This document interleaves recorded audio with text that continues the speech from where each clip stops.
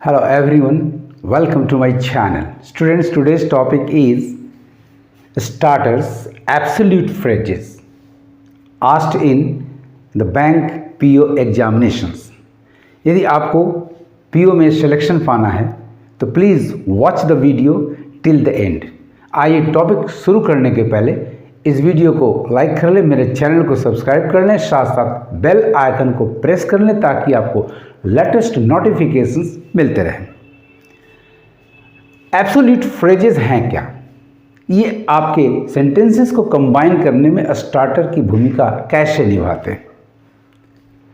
तो हमें वॉच करना है सेंटेंसेस को देखकर कि फोर गोइंग एक्शन कंटिन्यू करता है with the post going one, लेकिन यहां दोनों सेंटेंसेस के सब्जेक्ट्स डिफरेंट होंगे। यदि सब्जेक्ट सेम हो तो हमारा स्टार्टर पार्टिसिपल होता है, यदि सब्जेक्ट डिफरेंट हो तो हमारा स्टार्टर एब्सोल्यूट फ्रेजेस होते हैं। एब्सोल्यूट फ्रेज में पार्टिसिपल के पहले उस डिफरेंट सब्जेक्ट को, जो कि फोर गोइंग एक्शन सेंटेंस का सब्जेक्ट होता है, उसे प्लेस करते हैं। यानी सब्जेक्ट वर्ड प्लस पार्टिसिपल हमें देता है एब्सोल्यूट फ्रेजेज। नंबर 1 आपका है subject plus main verb number 4 etcetera. Foregoing action continue with the post going one, different subject persons. Let us have some examples. Number 1 A sentence आपका है spring advances and sentence number B आपका है weather becomes pleasant. Spring advances ये क्रिया पहले होती है and weather becomes pleasant ये उसके बाद शुरू होती है, लेकिन जैसे ही शुरू होती है सेंटेंस नंबर ए स्प्रिंग एडवांसेस उसके साथ कंटिन्यू करता है। सब्जेक्ट पर्सन्स ए में है स्प्रिंग और बी में है आपका वेदर। अब देखना है कि हमें कौन सा स्टार्टर दिए गए ऑल्टरनेटिव्स में से फिट बैठता है, हम किसे सिलेक्ट करें। तो ऑल्टरनेटिव नंबर 1 आपका है advancing of spring.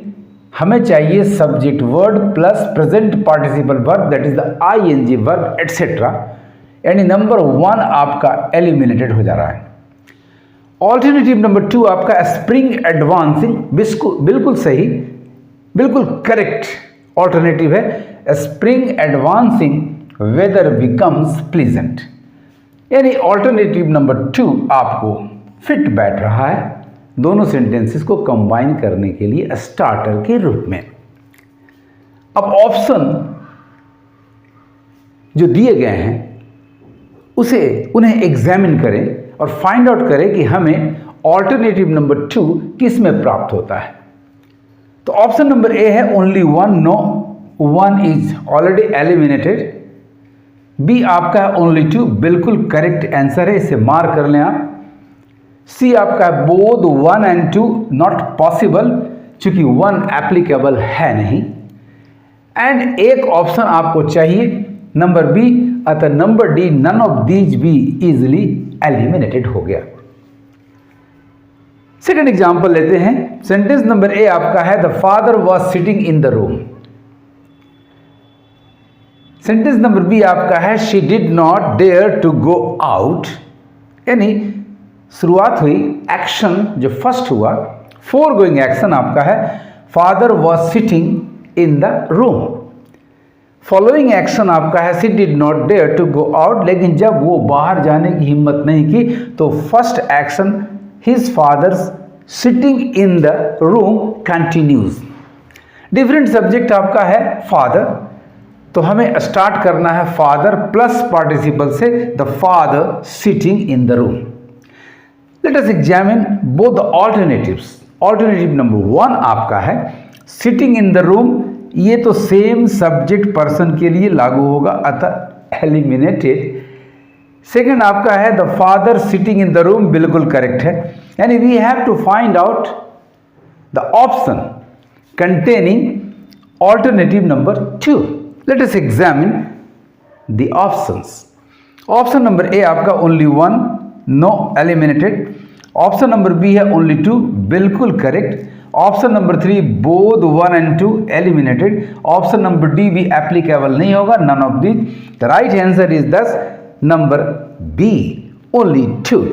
The father sitting in the room, she did not dare to go out. Let's come to the second starter, which is subject plus having plus main verb number 3 etc.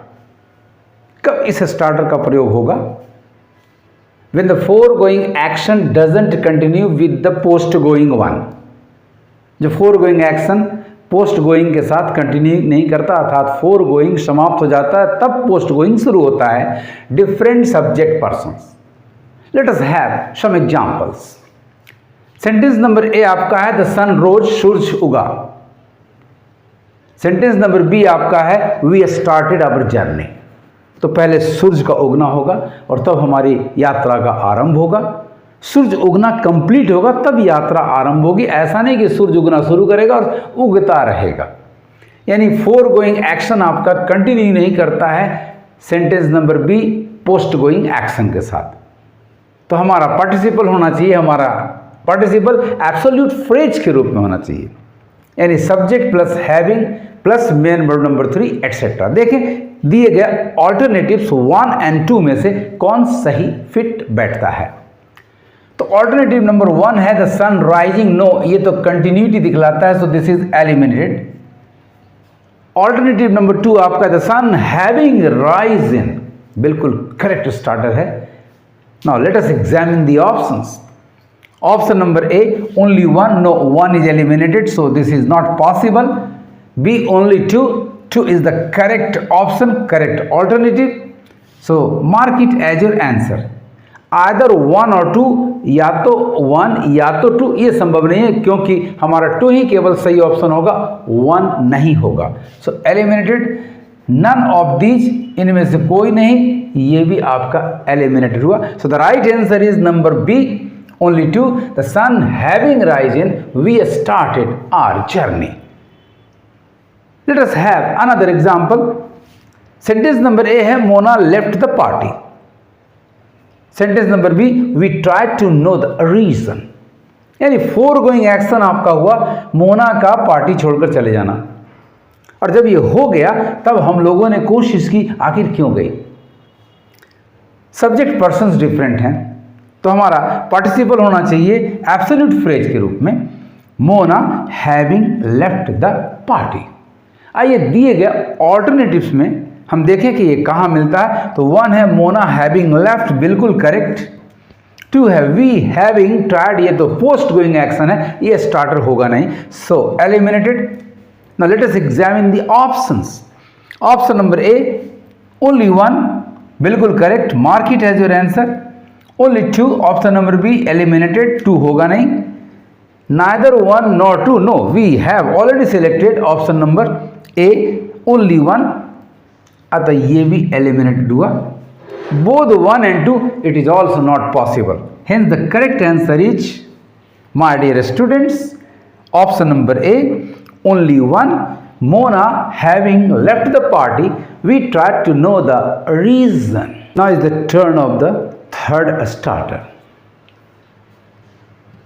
Subject plus being plus main verb number 3 etc.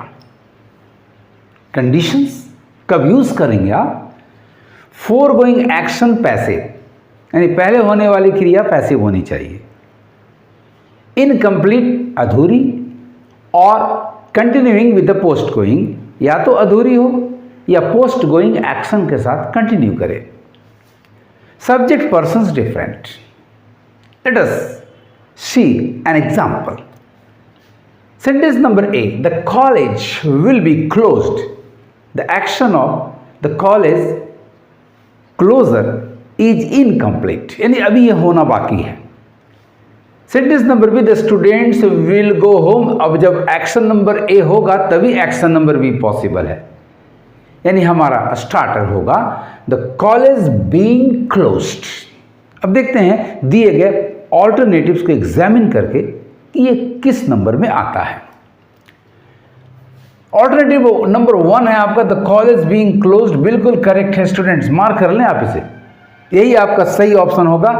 Number 2 है the college closing it is not possible, यानी alternative number 1 हमें select करना है। Options को examine करें तो option number A है only 1 correct answer, B है only 2 no eliminated 2 is not possible, both का तो सवाल ही नहीं होता hence eliminated, none of this it is also eliminated. The right option is thus 1, option number A only 1, the college being closed the students will go home। starter number 4 subject plus having been plus main verb number 3 etc। कब use करना है तो conditions हैं foregoing action passive, 3 की तरह यहां भी passive action होना चाहिए foregoing को, नॉट कंटिन्यूइंग यानी कंप्लीट हो जाए, कंप्लीट और not continuing with the post going on different subject persons। Let us have an example, the shop was set on fire। और जब ये हो गया we lodged an FIR with the police, यानी हमारा स्टार्टर होना चाहिए the shop having been set on fire।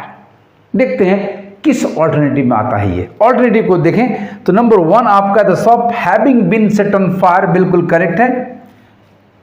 Alternative number 2 the shop being set on fire, no, setting on fire was over when we went to the police station to lodge an FIR with it. So alternative number 2 is eliminated. Let us examine the options. हमें sentence number starter number 1 चाहिए। Late us सी किस option में ये आता है। A only 1 correct answer, the shop having been set on fire. B only 2 eliminated, both 1 and 2 she is also eliminated, none of these is also not possible hence eliminated. Right option is thus option number A only 1, the shop having been set on fire we lost an FIR with the police।